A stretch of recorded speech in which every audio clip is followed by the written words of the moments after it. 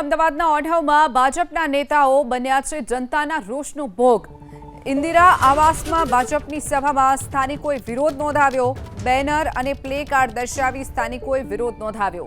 કિરીટ સોલંકી ભાષણ આપી રહ્યા હતા ત્યારે વિરોધ લોકોનો સામે આવ્યો। ચૂંટાયા બાદ કોર્પોરેટર 5 વર્ષ સુધી દેખાતા નથી તેવો પણ સ્થાનિકોએ આરોપ લગાવ્યો। સ્થાનિકોના વિરોધ બાદ કિરીટ સોલંકીને ભાષણ અધૂરું મૂકવું પડ્યું હતું।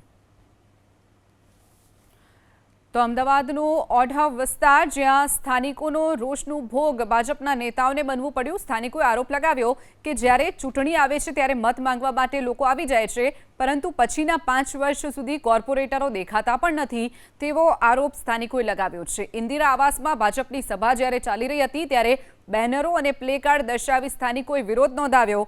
કિરીટ સોલંકી ભાષણ આપી રહ્યા હતા ત્યારે જ લોકો આવ્યા અને પોતાનો વિરોધ નોંધાવ્યો।